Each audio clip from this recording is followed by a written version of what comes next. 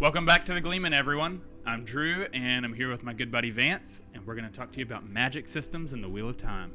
Yep, sounds like a plan today. How's it going, everyone? All right, so I guess we're going to start off with this is more going to be an overview video than I'd say a deep dive, because we're trying to keep this one kind of shorter than our last one. So we'll just go to get into. Right, exactly. So we'll just kind of go over the magic systems, go into like some maybe surface level depth, break them down into a couple of parts, and then move on to the next before we start talking about how maybe they fully function, because that we would be here for like 5 hours. That's fun. I mean, it is fun, but neither of us have that time. Yeah, before we jump into details, for like 1 minute, what's your overall impression of magic in this series? Just like when you were reading it. All right, so yeah, coming out of, I guess, more traditional soft systems, quote unquote, even though when I first found the series, those terms didn't exist in the lexicon. Right. They didn't come about till like after Mistborn was really published, so. Yeah. Sanderson created those terms basically, and the Wheel of Time kind of created Sanderson, so. Yeah, it's this weird lineage thing, but anyway, it was the first kind of harder magic systems that I had really been exposed to, I would say, because they, especially with channeling. Channeling is relatively hard in comparison to something like Tolkien magic or Harry Potter. Yeah. I mean, Harry Potter magic is so soft. I just say some words and things happen. And then Tolkien's magic is almost that more mythological magic, that soft style where it's less powerful at like a spellcaster level, but it's super powerful at like the overarching like world building level. For sure. Yeah, I mean, and obviously some of that's like the bias of like, mostly we've read Lord of the Rings, which is way later in his world, so magic has actually kind of disappeared from what it once was, because in the Silmarillion it's way more prevalent. Actually, that's totally fair. I don't think I've really heard that talked about. Really? And pretty common. The Silmarillion magic is rampant. I remember reading through that and being like, man, this is like... Anyway, right, yeah, I mean... You feel like you're back in the epics. Yeah, exactly. I mean, and that was his whole kind of plan with that history of Middle-earth, was to show the loss of magic as humankind moved further and further away from, I guess... Cool. Their But in Randland, for lack of a better word, the magic Westlands is strong. Or the Wetlands. Wetlands. Magic! Yes, magic is super strong. I would say dirty. It's. Is it dirty? Is magic dirty? You get it because the taint. Oh, ha! It was taint. Bad. Yep. So yeah, it's. I would say it's definitely stronger than those systems. The two aforementioned, Harry Potter or Wheel of Time. Not Wheel of Time. Yeah. Lord of the Rings. Granted, again, stating.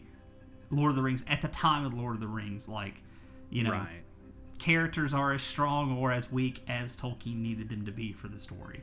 Whereas with Wheel of Time, there's a clear power progression. Like, characters don't just get weak and then strong for no reason. So they have a clear purpose for where they're at in their power progression at that point of the story. So with channeling, I mean, I guess the fact that there is a process to channel is one of the reasons I love that. I think that it stood out to me. Like, I'd never really, even thinking back to like some Dragonlance or Forgotten Realms, style stuff that's based out of like D&D campaigns that people were running like 20 years before I picked up those books. It's kind of like there's like magic academies and stuff like that, and it's not very. It's kind of nebulous about like how people can use magic and how that's. I actually want to run. Yeah, I want to run with that, because the first time I had really considered channeling from the Wheel of Time compared to another magic system from another book series was when I was talking to a friend who was, neck deep in Forgotten Realms books, and which I hadn't really read at that point. And so as we're talking, his impression of channeling is, oh my gosh, those magic users sound unbelievably overpowered. That sounds totally unreasonable. And once I started reading Forgotten Realms, because I hadn't played D&D, I realized that magic users in D&D, Forgotten Realms, they're intentionally balanced to overall kind of equate any other given character of their development level. That concept is not at all present in the Wheel of Time. Right. I mean, some of the weakest of the magic users in the Wheel of Time manhandle anyone, any mundane person. So you have to walk into the series knowing that. So I don't know. It's not jarring in World though. I think he handled it well. Oh yeah, for sure. It's definitely different from everything I had been exposed to, and that was one of the things that kind of drew me into the series consistently, was like always wondering about, well, like surely he explains more about how this works, and then there was, we touched on earlier. And then he does. Yeah, well, we touched on earlier, like men can't really use magic in his world, and that's not clearly, it's explained, but you still don't understand the mechanism necessarily of why until you read specific characters' points of views about learning how to use the male side of the magic system. So it's pretty interesting how that happens. It's like, well, this is why they can't use it. There's this thing. And then he shows you what that thing, he doesn't just tell you about it and then never explain it. He actually shows you what that does to the males of the world, which I thought was one of the strongest points of that. So anyway, let's go ahead. That's a good segue. Yeah, let's back into actually how the one power works. Well, let's start with the overarching thing. There's a creator. Yeah, well, you mentioned there's a dark one. Let's get into this. We've got to start here. This is the baseline stuff, right? There's a creator. There's a dark one. So you mentioned, men can't. When men use magic, bad things happen to them. Right. Why? Well, the reason is fundamentally because there's a dark one, which to us these days sounds so tropey. Yes. And it is, but the Dark One is very like Sauron. He's not a person you're contending with. Right. He's not intended to be the antagonist that frustrates you and you have some connection and frustration with. Mm-hmm. He's just the evil motivation. And he's not even evil like Sauron was. I like that he was actually more almost nihilism embodied. Yeah. That it was more nuanced than just Sauron's desire to dominate. Exactly. I mean, that's one of the things that I think when I was first reading Out of the World, I didn't pick up on right the first time I read it. Oh, yeah. And I think the first time through the series, until way later, you don't pick up on that. You just think there's the Dark One, and he's like the Dark Lord, and he's got his little army of monster people, and he's going to conquer the world. That's not exactly the goal, although all of the evil people, for the most part in the world, will say that is the goal, and we're serving him for status. Which is proven it's proven to be the dumbest thing to serve him for, because there is no status to be gained. Ironically, only one of his followers, who you get to know later in the series, truly understands his motivation and kind of has a kindred heart. Right. Yes. Which is to just annihilate everything. Right. So should we kind of segue into just the creator and the Dark One? I guess they come into existence, and then they have some conflict, and as the creator is building the world, he imprisons this Dark One and then builds a mechanism called the Wheel of Time that spins a pattern that continues to hold his prison in place. And that pattern becomes existence. Yeah. The wheel is part of the mechanism that holds him in place. If he breaks the wheel, his prison is broken and he gets free. Like that said, and then he can remake the wheel as he needs. I think it's fair to point out that the wheel is... We're never shown I don't want someone who hasn't read it to get the impression that this starts with an epic mythical opening of the creator. Oh, no, not this. at all. What I said is almost exactly what you get, and that's it. Like, everything, almost anything else anyone will tell you is theories, or they asked RJ questions at interviews, and that's compiled somewhere in, like, Theoryland or Tarvalin. But even in world within the books, you find out that the conception of the wheel and this lace of ages, so to speak, that the wheel, the wheel of time is weaving. It's a philosophical metaphor for whatever the abstract machination of existence is. Right. Yeah. Whatever the metaphysics are. I mean, which can also end up being a 5-hour-long conversation. So with that said, the creator created creation, if that's redundant enough, to exist, I suppose. I think he likes that part, and to contain the Dark One. Other than that, you never see him. He's not involved. Oh, he decides to just retire and kind of nope out for the most part. I mean, he's like, Bella. I made this thing, and I'm done. It's doing all the work. He's a programmer, basically. He automated it all. The Dark One is a bug threatening to destroy the whole thing. I won't argue with that. Oh, it's not a perfect, comparison, but anyway. So the source. Yes. Go ahead. Sorry. Oh no, I was just moving on from. We have a creator who imprisoned the Dark One within or underneath creation, however you want to view that. There's the source. Think field of energy. Wellspring of energy. I'm not exactly sure how you want to describe that. Akashic field? That's fair. You just sent some people down a Google rabbit hole. Yeah.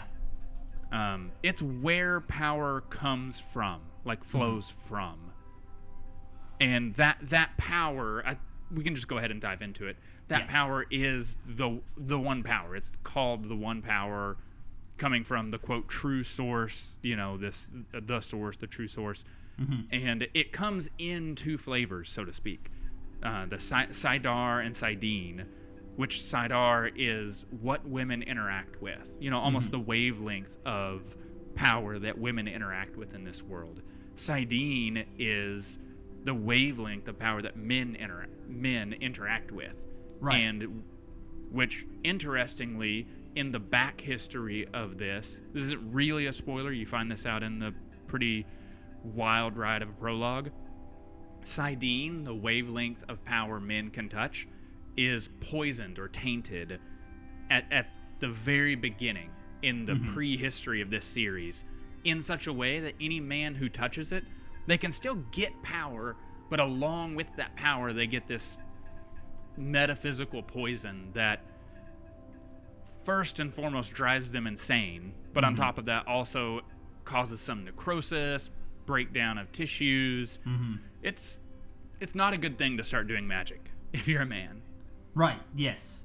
And that's one of the interesting aspects of it, is that, one, it is split up into sexual-based segregation there. And notice I use the word sexual, not gender-based, sex-based segregation. However, if there I is identify also strongly enough as a woman, do you think it would work? I'm not going to touch that with a 10-foot pole on this. Anyway. That's fair. Anyway, however, also within the metaphysics of this world, souls appear to be assigned a specific sex. There is one instance of a character whose soul is placed into a female body, and they still touch the male half of the true source, the one power. So, that said, we only have one example of this. Which and this was conceptualized like over 20 years ago. So I just want to throw that out there. Within the context of the world, this is the way it works. Whether or not you agree with that by your modern, current definitions of gender and identity politics here, we're not gonna. We're not. I'm throwing that out there. This is not against anyone. I'm just saying that's the way it was conceptualized for this series, this fictional world. To poke the rabbit hole a little bit more, Right. Jordan was actually remarkably progressive for his time. I think most people agree with that, but he definitely has some of his own hang-ups that get talked about a lot in the community. Sure. Yeah, I mean, it's not modern, but it wasn't written this week either, so... That's true, yeah. He's... for the time he conceptualized the series, which he started in, 80, planning out everything, it's very progressive for what we have. So, and that I'm just going to grab that one example. Well, yes, I was also going to say it's very progressive in the fact that it is still pointed to as one of the most progressive fantasy series, despite the fact we've had an explosion of fantastic fantasy within the last 15 years. Right, yeah. So it's still held up to a pretty high bar. Even that one example of a man's soul reborn or, put into... He really wasn't reborn. He was... literally stuffed into like a female shoehorned body. Into a female body. Yes. So I don't know what happened to the woman's soul. Who knows? The Dark One did it. Okay, it's not going to be pretty. Right. Yeah. I don't think that implies that souls. Oh, spoiler! Reincarnation is a big thing in this mythos. But I don't think that instance implies that souls are gendered across reincarnations, because that person's complete identity and personality was preserved in the translation from their death as a man to being shoehorned into a woman.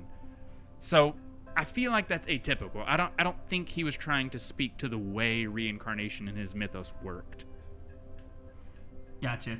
Well, I mean, I don't know. We know that souls, in order to channel, a soul has to have the ability. Like it already has to. You already have to have the ability as a soul to channel, and then there's also the biological factor. You have to be biologically able to channel as well. So there are a couple of things that have to be met in order for channeling to work.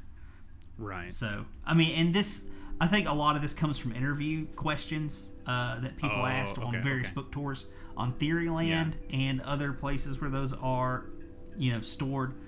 So we can go and grab some examples of questions and answers and when we get deeper in. But for now, let's go ahead and keep moving on. Let's talk about some of the things that Sidear and Sighting can do now, like some of the aspects of them.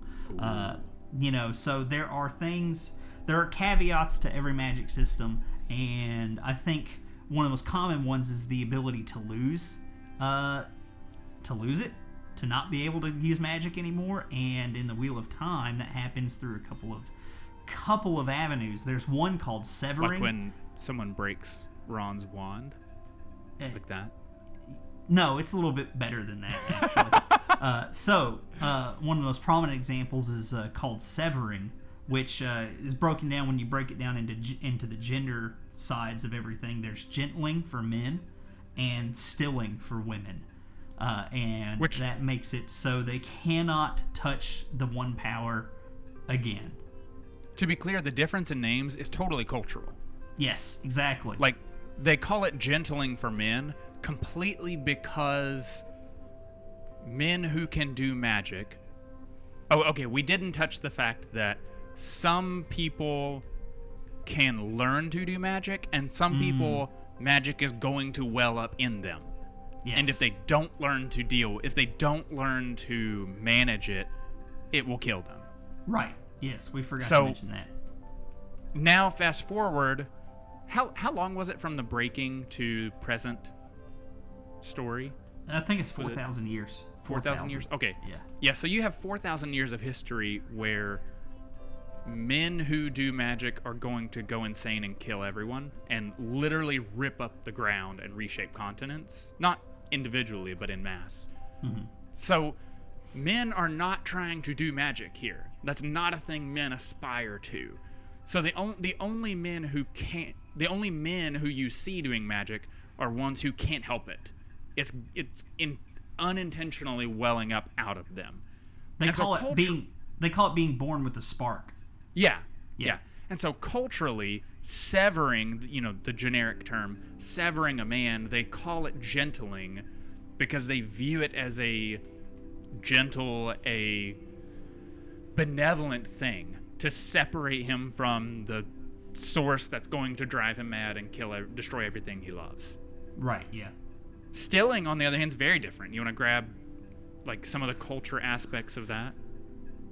Well, I mean, so women channeling in this world actually have women in general have quite a bit of authority due to the fact that they can use magic and they don't go mad. So they've been able to kind of coalesce into a seat of power where they do have a academy, for lack of a better term, of where they bring girls to one of the best, I think. Yes, I agree. One of the best instances of the magic school trope. So they do have a city and an academy where they bring girls who can either, one, who have the spark and need to learn to control it, or two, who can learn to do it and be taught. So, they bring them there, they teach them, and stilling is used for them as a form of kind of near capital punishment. Basically, although many characters argue it's worse than capital punishment. Well, the thing is I'm going to get to this in a second. So they cut them off from the source, and then for men or women, it doesn't matter. When you're cut off from the one power, there's a deep, longing depression that settles in to them because touching the one power is addictive. It's an addictive source, and that's one thing that Jordan is very good about displaying throughout the entire series. Despite the fact it can get a little repetitive, it's hammered into you that magic in his world is like a drug and it's highly addictive. I think I can still quote off the top of my head from years ago his descriptions of touching magic. Yes. He repeats it that many times. It's a lot. It's a lot. But, so when your ability to touch it is cut off, a lot of people almost lose the will to live. You see some personality changes in them, and they get kind of mopey. Yeah. Well, if you... I'm not trying to be triggery or anything. I don't know, maybe a trigger warning, but I've had 2 or 3 literal major depressive episodes in life, and Jordan does a remarkable job evoking that feeling. When the characters are severed from the source. Right. When I think back on those passages, and I think back about the bleak black hole I was in the middle of those major depressive episodes, he nailed it. And so if you've had that experience, man, you can really appreciate what a terrible thing this is and how that's way worse than death. Yeah. And if not, believe me, it's to be consigned to that forever, for the rest of your life. The characters are probably right in wishing they had just killed them and been done with it. Right, yeah, because it's kind of a slow death for a lot of them. That said, there are, depending on your individual willpower as a character within this world, you can eke out a living just fine. Just most people. Sure. Most people don't have the force of will to do it, I would say. So, and then another way of losing your ability to touch the power is to just summon too much of it and burn out your connection. It's completely, you basically cut yourself off through that way. Yeah. Literally he uses the term burn out. So it would be like, think about a musician, a working, gigging musician does it for 15 years on the road, and then all of a sudden their creative output's just gone. Or a writer who gets massive writer block one day and cannot write down another paragraph to page. It would be a similar experience to that. Yeah. I guess I'm kind of engineer minded anyway, but I guess the analogy that always struck me was kind of like a fuse. If you overload too much, something in you just bursts. Yes. So, and if you're not careful, along with burning out, you can just obliterate yourself. You can actually explode. Yeah, which there's a couple of instances of it throughout the series, whether or not they're on the camera, prologue. yeah, or not. Right? Yeah, the prologue is probably the best instance of it, given what it creates there. I'm so mad about what I did. I'm gonna kill myself and make a lava mountain. Right. Yeah. So moving on from It was bad. I mean, he did kill his wife. Yeah. Let's not spoilers. Oh, for the first 10 pages. The first 10 pages. Okay, cut me a break. Right. So another way that you can temporarily cut someone off from the power is to shield them. So that's basically takes another channeler using the one power to just force a block between an individual and their ability to reach the source. Now that said, one person holding a shield, unless they're massively more powerful than the other person, is not gonna. There's a chance that they could burst through that shield. So there's a lot of instances where you see 2 or 3 people coming together to shield somebody and hold them in place so they can't break through. Especially if that person happens to be particularly strong in the power. Which that kind of segues into power level for the one power. Do you want to move into that? I know we said we weren't going to deep dive, but we're kind of just going on the one power. We're so deep diving one power, yeah. Yeah, we're just deep diving the one power, and then we're going to blitz list some other things that we'll give you in future episodes. Yeah. Yeah, so, I mean, power levels. Okay, as you start reading, you'll catch on that there's a very fluid dynamics, or there's a very water motif used to describe the power.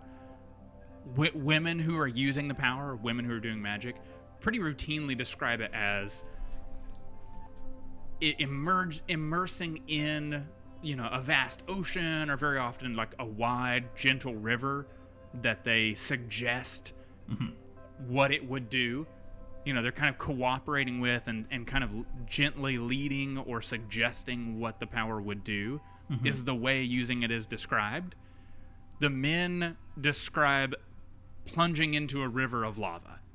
I think he specifically uses that, like a river of fire or a river of lava. I think he uses those phrases several times. Well, and a raging sea, like with just massive waves crashing down and around. And then on top of that, that comes with the descriptions of the oily, slick taint that sits on top of it.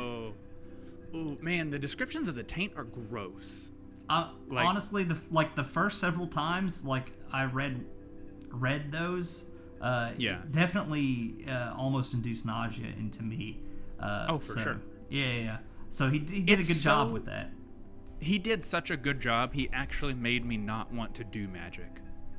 Yes, for the repercussions that it could bring instead of the awesomeness. Okay, so power levels. Everyone... I'm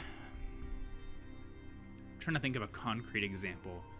Okay, at the beginning of the story, for the last probably 800 years, 1,000 years, of the women who are doing magic, who are channeling, is the word for it. The strongest of them are, and I would say probably maybe like 5%, maybe like 1 in 20 are around this power scale. They can pretty easily pick up and toss around 2 or 3 men at a time. Moraine, Suan, I think that's about how they were described, right? Yeah, I would say that's pretty accurate. I mean, we've definitely seen Moraine hold her own against, multiple men who can't channel. For sure. Very easily. It was a no contest, right? Yeah. So, and I mean, and we're talking about 3, 2 or 3 to 4 or 5, maybe even, physically pick them up off the ground and toss them around. Yeah. Or they could throw like a relatively strong gust at people to knock them back. I mean, they can make air whips and stuff like that. So, not to mention. Sorry, go ahead. In all fairness, I like that Jordan got a lot more creative and subtle with how the characters use magic. He was very imaginative with what would people do. Like, how would people apply this ability? How would they develop it?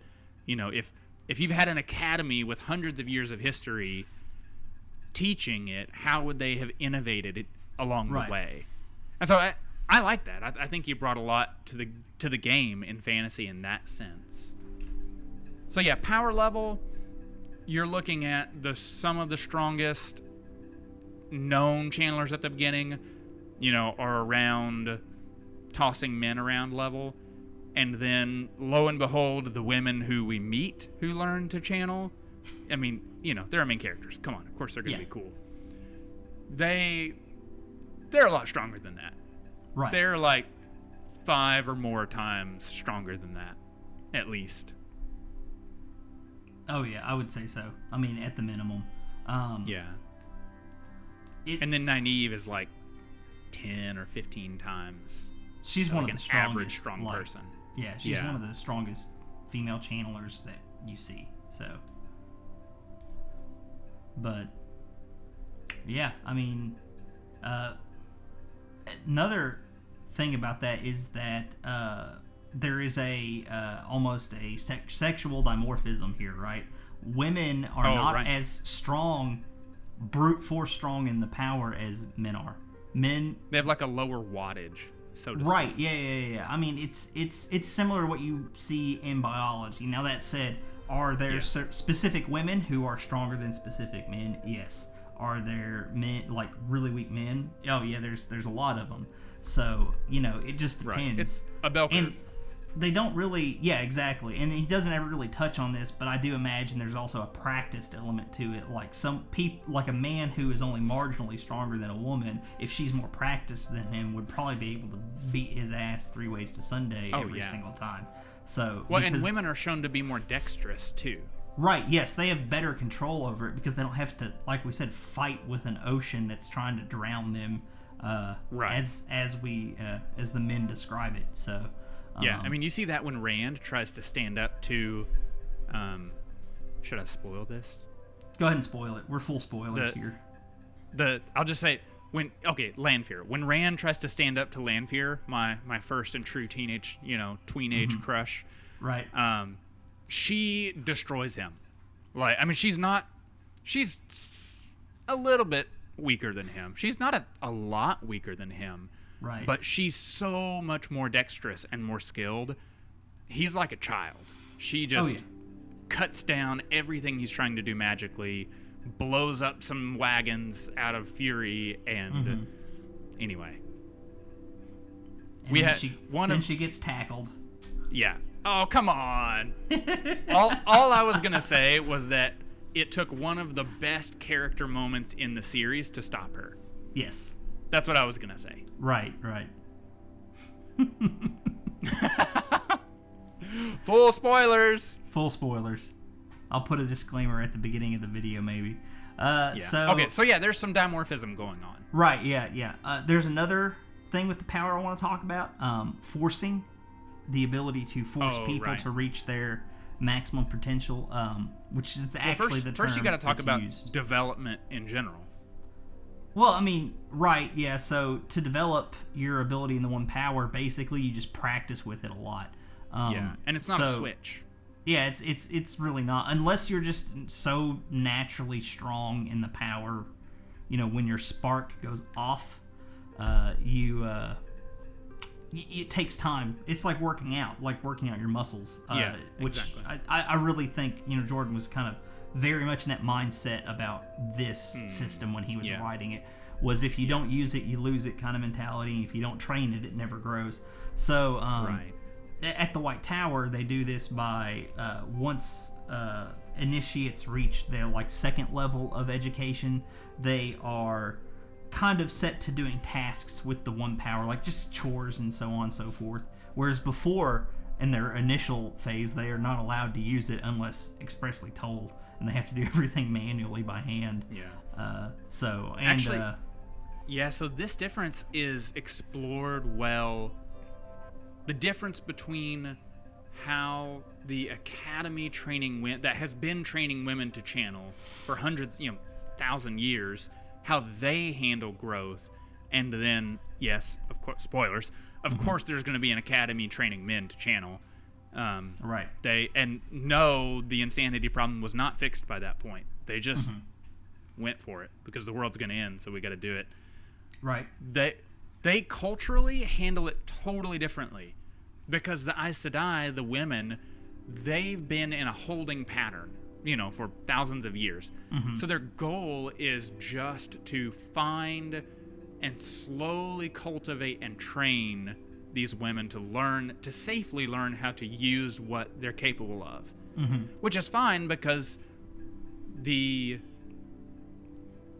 magic that you're able to do does extend your lifespan. Right. Yes. So it's pretty common for them to live 300-500 years. Yes. So the women have time to actually practice. Right, they have time. That's the whole point. They have time. Right. The men... they have no time. They have zero no time. A, the world is going to end. Supposedly. And we need to be useful when it gets there. When we get to the end, we need to be useful. B, I'm going to go insane anyway. So I should learn as much as I can in the meantime.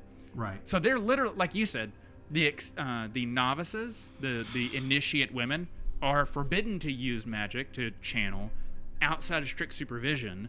The men, the male initiates, are literally told they're not allowed to do anything physically.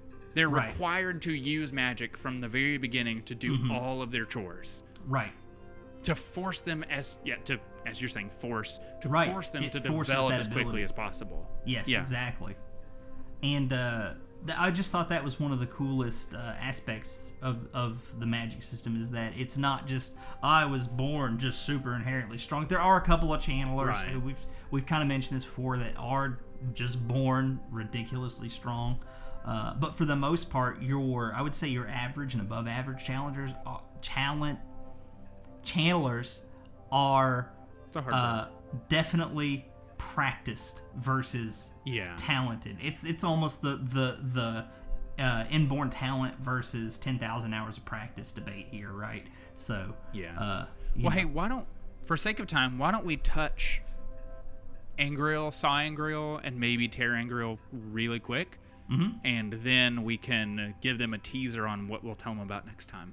Yeah, I mean, I'm down for that. So forcing actually leads into talking about Terangreal pretty effectively, because there is the Shan-Chan. I see what you did there. Yep. There are the Shan-Chan who have these Adams, which are a bracelet attached to a leash attached to a collar that allows a woman to leash another woman and then control her ability to channel. That sounds scandalous. That sounds scandalous. It is scandalous, and it's a hotly discussed topic within the community. And I think, I bet it is. When the show comes out, that is going to cause some major waves. I think they're going to handle it fine. I think it's going to be fine. So? Because Jordan already took the time to make sure it's not the same type of slavery as we typically view here in the U.S., right? It's not chattel slavery necessarily. Now it is almost caste slavery in that it affects solely female channelers. But it's not it's worse in a very different way almost. I don't know. It's still bad, is the thing. It's bad, but it's not. He makes no excuses for it. I mean, it's cast as bad. This is a very bad thing that they're doing. So, I mean, I think people will see and acknowledge that. Yeah, I mean, it's not attempting to be. He's not attempting to just get a rise out of people. There's a story, reason for it, and honestly, once you almost can't blame the Shan-Chan because of their experience with channelers. No. I mean, it makes some vague logical sense in that only 1 to 3% of the total human population that will ever exist can channel. Right. And then they can feasibly just enslave normal people themselves if they really wanted to. Well, which was happening to them in Shan-Chan. Yes, that is part of what happened. So I'll give you. I mean, the internal logic for the reason they do this is there. And you don't have to agree with it on a moral level, but I'm just saying there's story reasons for it, and they're fairly well developed. Okay, that's actually another writing note. You love to hate it. You love to hate it. You love to hate it, and you get it. Like, Jordan went way out of his way, and it wasn't an info dump. In the course of the series, you know why. Like, yeah, to your point, you know why the Sanshin decided that this is what they needed to do. Right. And then you can see how over 1,500, 2,000 years of doing it, how it's become commonplace and how they've psychologized it.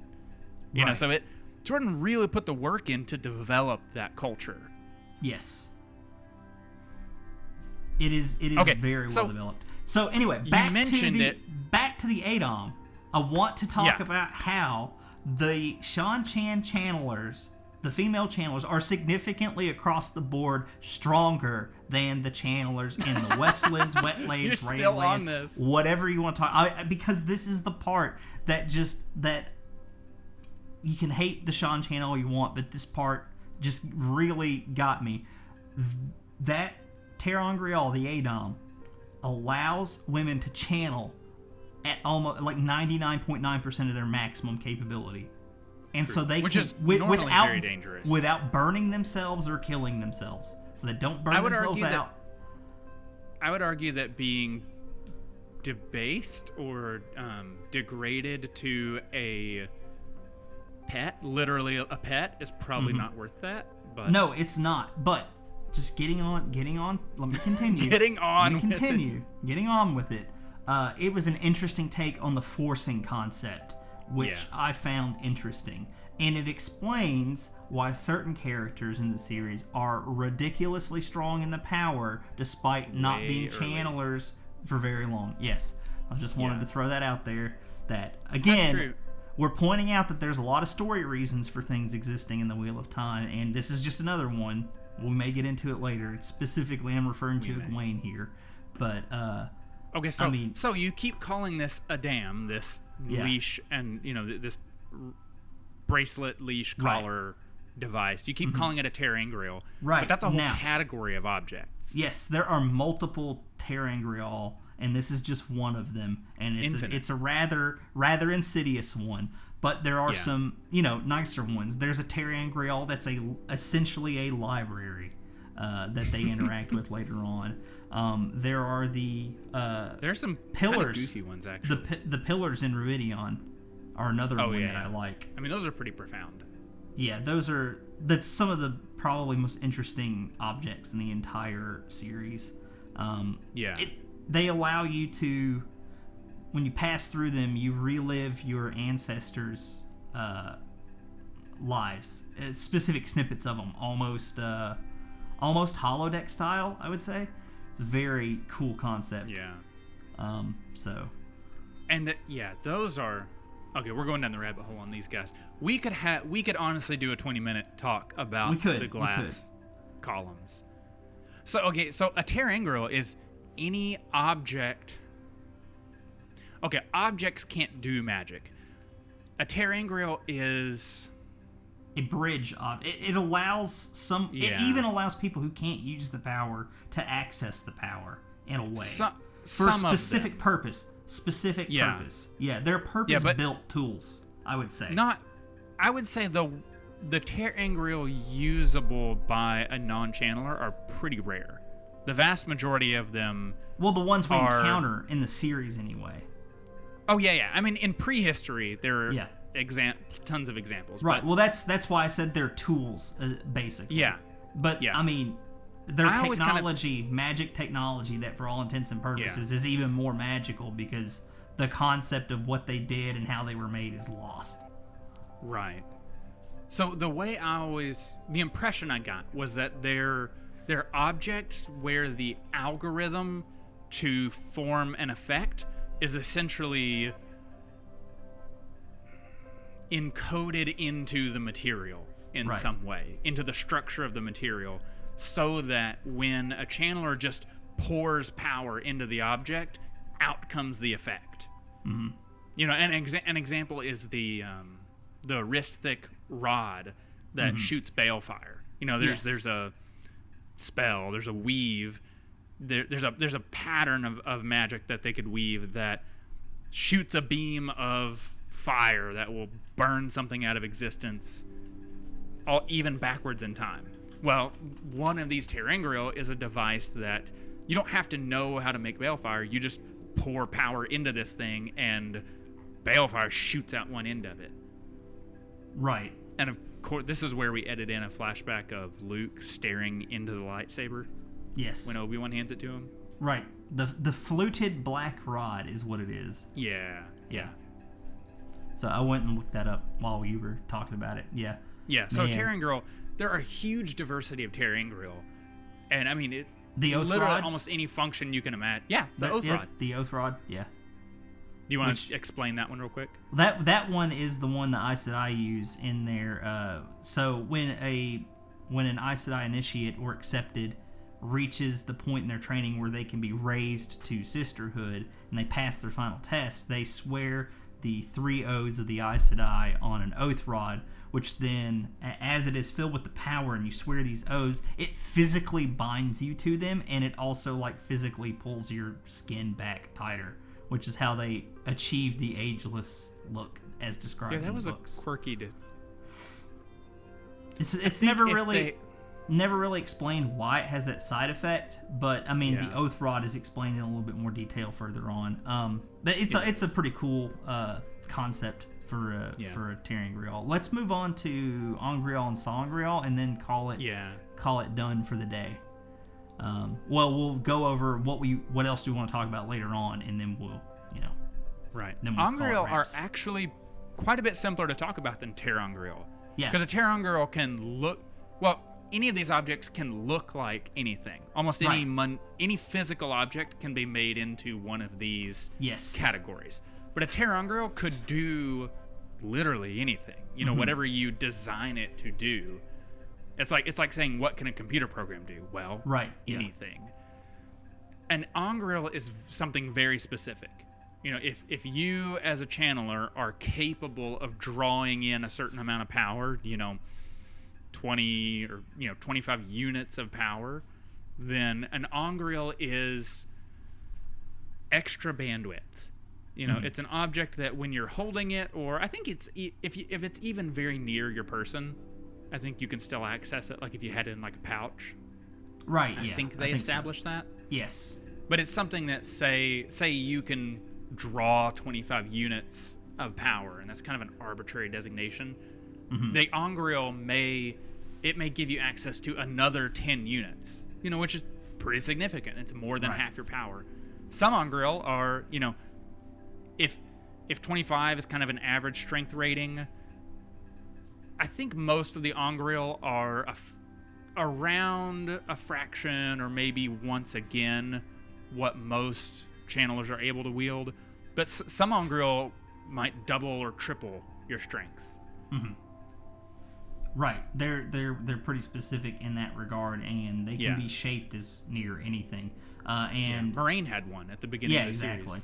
Yeah, exactly. And then Rand gets the little green fat man, which I always picture as like a Bodhisattva statue. I've got 3 of them. Oh, for sure. Back over here, but mine are red, so they're not green. Yeah, I know, it's sad. And then they're interesting. In terms of just how much more power they can allow channelers to draw in, but they're not speaking nearly of more power. Yeah, we're about to get on to the Saw Ongrial now, which basically do the same thing, but are just bigger, not physically, but in their ability. They are usually physically a little bigger.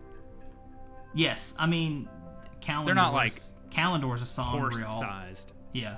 And it's a sword of pretty good size.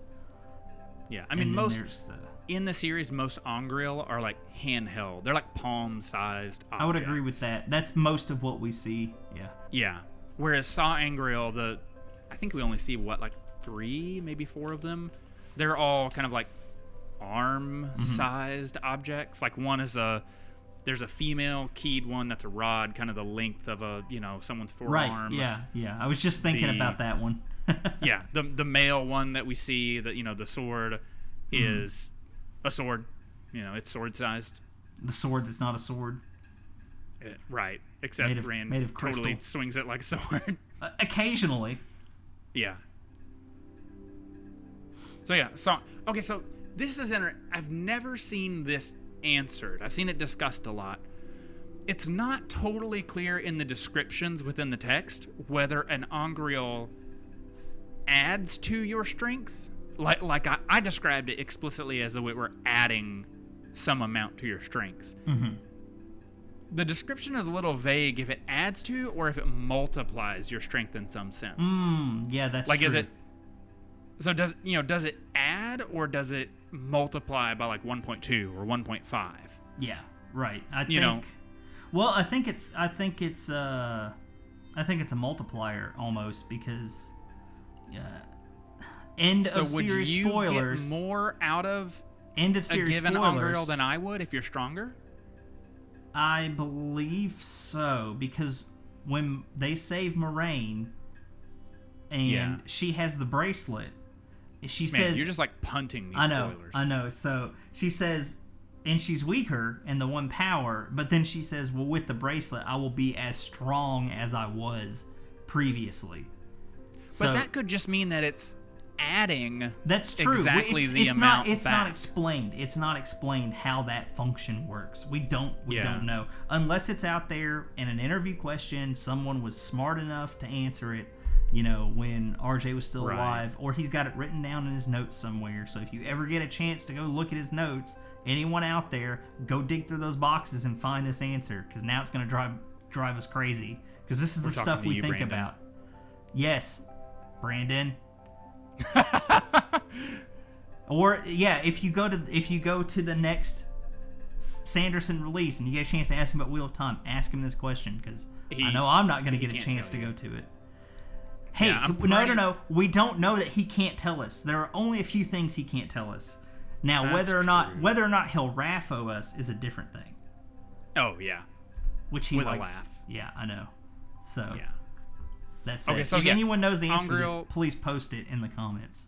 Yeah, Ongriel, they add or they mildly multiply. It's not clear.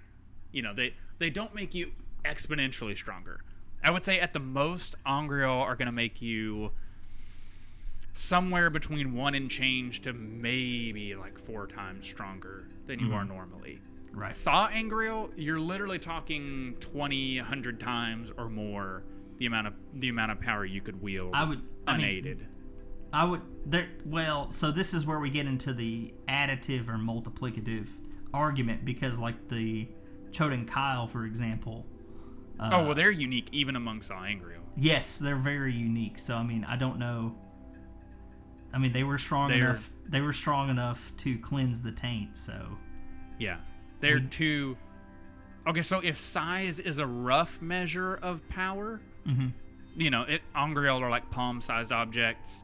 Saw Angriel are like arm-sized objects. The Shoden Call. They are 2 statues, one of a man, one of a woman. Obviously the man keyed to Saidin, the statue of the woman keyed to Saidar. They're like 200 feet tall. Pretty large. They're colossal. And yeah, the power that is accessed through them is correspondingly unimaginably immense. They were donk, as we would say. Yeah. So. Yeah. Who decided it was a good idea to make those, by the way?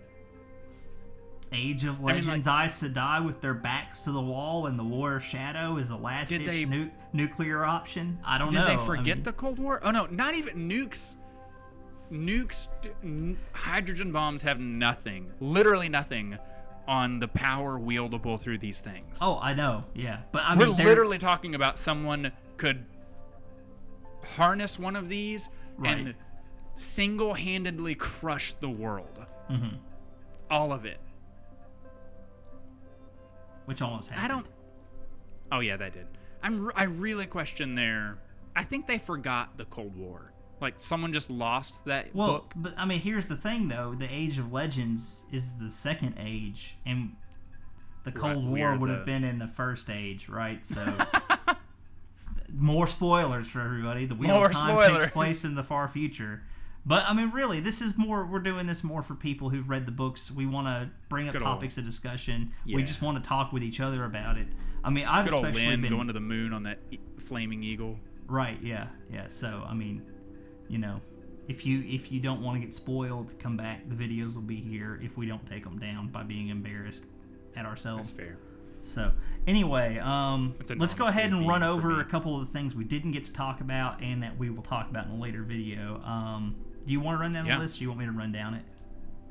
Okay, sure. So, we'll probably follow up on later with more on the one power. There's a ton of nuance to talk about. And there's a lot of edge cases and unique things I want to dive into with you later, Vance. So we'll come back to that.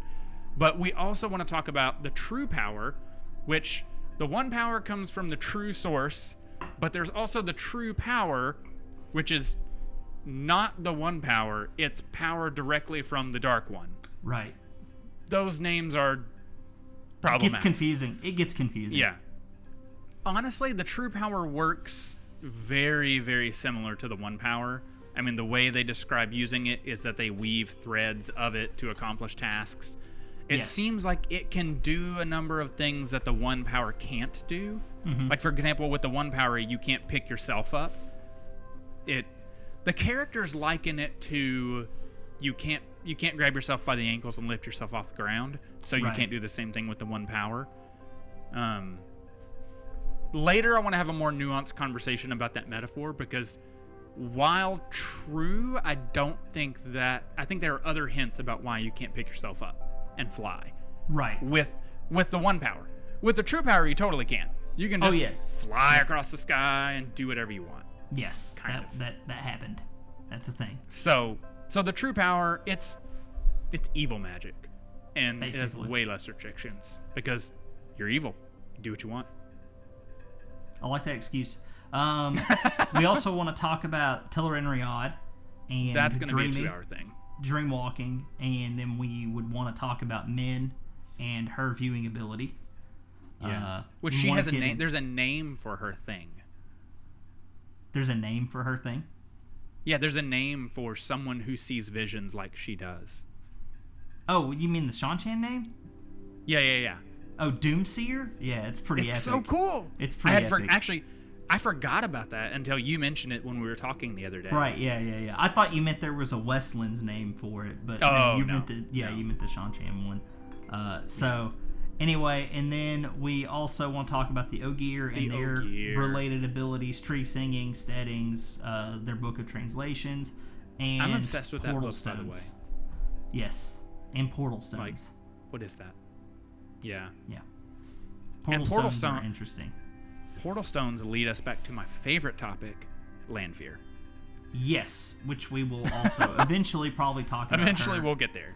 Ad nauseum, given your very, very, very... I mean, she's honestly one of the best characters in the series as well. Oh, yeah. She's relatively And I was like 14 realized. when I read it, so come on. Yeah, I mean, so... Anyway, I think this is a pretty good stopping point for this week's episode. So, I want to just thank everybody for watching, those of you who tuned in. And Drew, thanks for taking the time to talk with me, as always. Yeah, man. Good to see you in the middle of COVID. Yeah. Hopefully one of these days we can get in the same physical space, because zooming this stuff is getting a little bit tiresome already. Yeah. I'll tell you what, guys. If we get... I'm not going to give you a number. If we get enough likes on the video, Vance and I will shoot a porch video for you, even though it's crazy hot here. Yeah, it's going to be like 110 this weekend. But if there are enough likes, whatever that means, I'll say 100. If you give me 100 likes, I'll go sit on Vance's porch and sweat for you. Okay, that's fair. That is fair. We'll have to do some aggressive marketing to get that many right now. I think we got like 3 or 4 likes on the other one. That's pretty good.